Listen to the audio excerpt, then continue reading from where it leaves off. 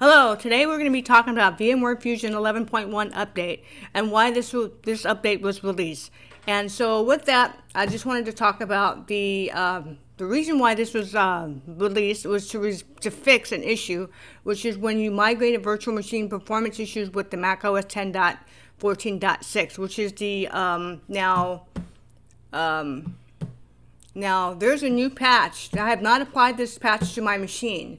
So I've held off on that because I didn't want to install this patch and it ended up having performance issues because most of my VMs are at least, some of them are 4 gigs, some of them are 2 gigs.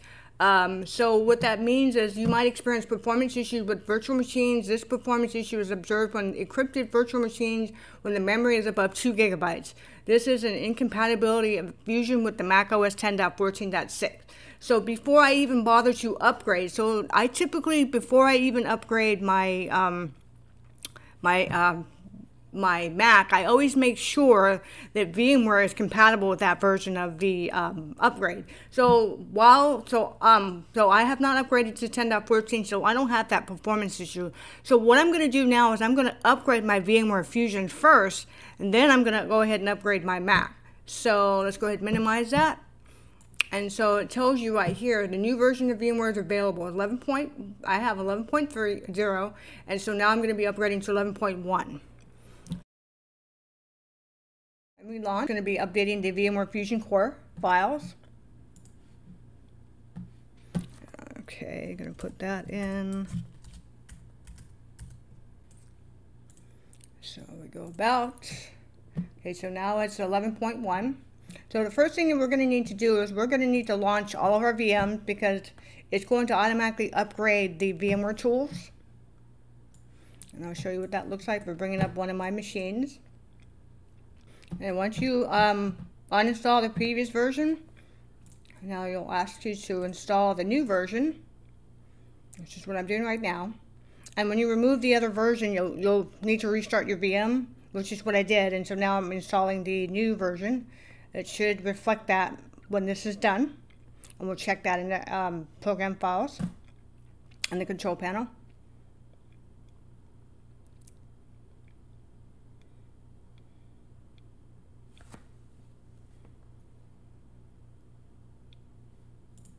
This will require a restart.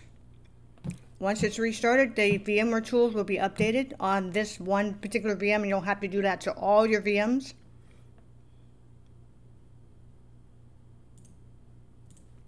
Now typically, this is my second VM. Now typically you don't have to uninstall, reinstall. I just happened to on that one for whatever reason. It just wasn't doing it automatically.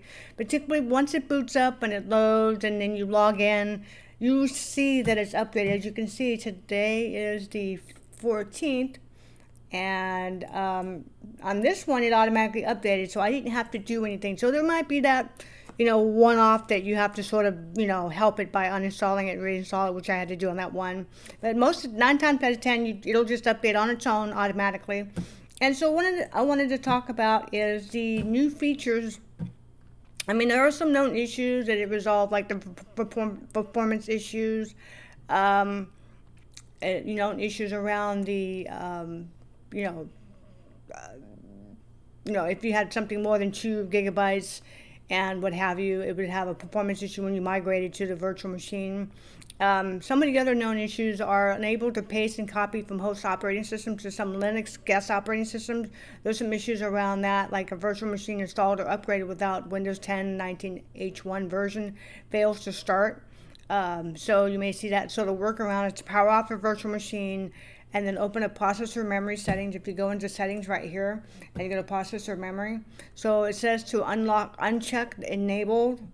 So of course my virtual machine is on, so right here it says uncheck enabled, this one right here, uncheck this if you happen to have a Windows 10 19H1 version fails to start.